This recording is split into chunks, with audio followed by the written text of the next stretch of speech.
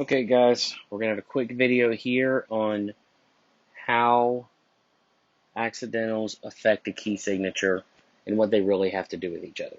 So this is going to be a fairly short video, 5 minutes, I'm hoping.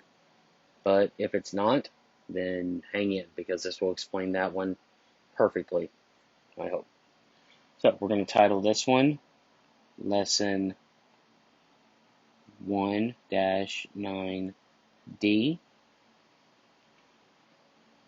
And we'll just short nickname it Why. For why do accidentals and key signatures, why do they interact and how do they interact? Or let's do it why/how. Yeah, that's a good title. Okay, so short version is you have accidentals. What you see in front of you, this is a music staff with no accidentals anywhere on it. So we're going to make some music real quick. Let's see. And it will be short.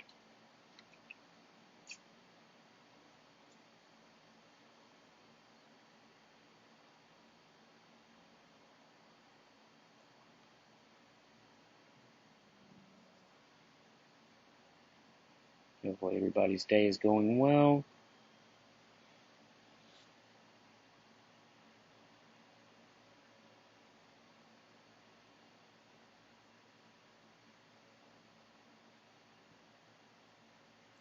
And there. Now, there's more that could go there. We're going to stop here. And I'm stopping this way for a reason. Say the composer needed this G to be sharp. Say he needed 3 sharps in his key signature. He needs F, C, and G. Okay? Now, he knows the sound he wants the piece to have, and it requires those 3 notes to be sharp every time they show up. In our snippet of this piece, we only see G and F as a possibility. Now, by using a key signature, he eliminates the need to do this.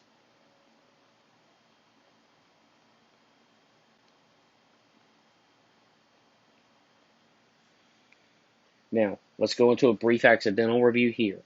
This is a sharp, raises the note by a half step, so you go from G to G sharp, F to F sharp.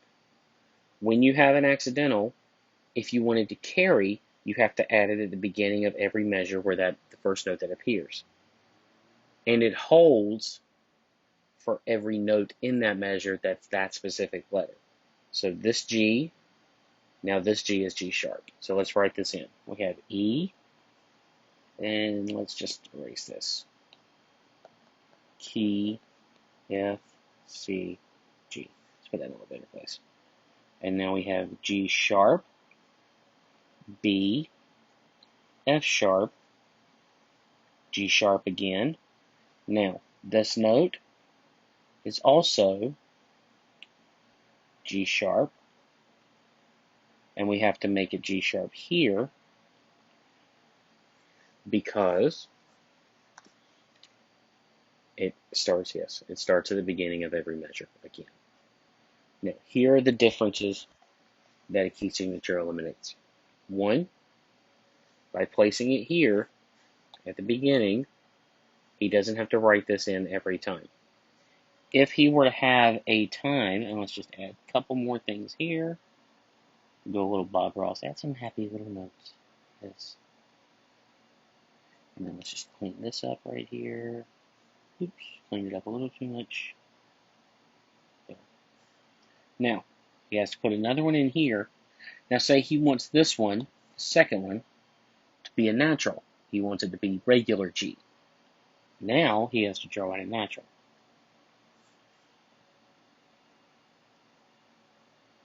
And then let's go one more thing. Add another quarter note here. Now, this is G sharp.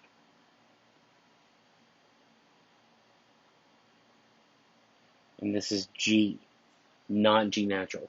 Note, if you ever have to write G natural, it's like a 1 under a fraction.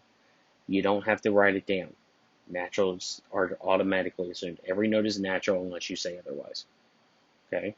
Just like if I have 4, if I ever need to write that as a fraction, it's 4/1 automatically. Okay? Just like if I say 0.9, I automatically assume it's 0.9. Okay? That's how naturals work. Just a little side note there. Okay, so let's get this math off of here before some of you freak out. This note is currently G natural, but if he wanted to make it a sharp, he'd have to put another sharp in. Well, having said all that, Broom, how does a key signature help with that? Well, let's watch. Let me duplicate this. Okay, so as you can see, this is our new one, and you'll see how in a minute. Let me make some changes. I'll go back and fix it.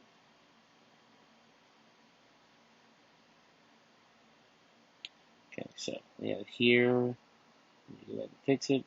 Oh, the joys of distance learning. It's a lot easier than having to fix it in class, though, trust me.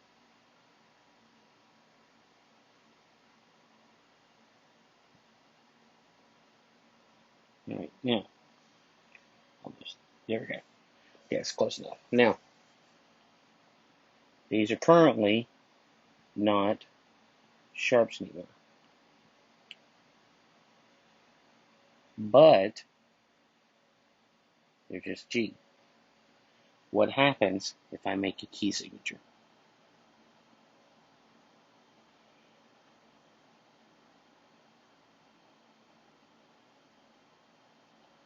Now that's F, C, and G.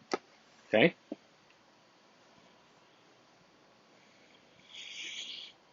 All of a sudden, now, this is G sharp. This is F sharp. This is G sharp. This is G sharp. This is G sharp. This is G sharp.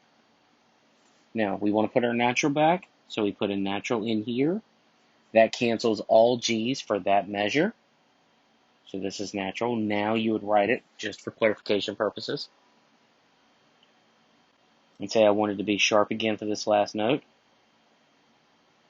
There.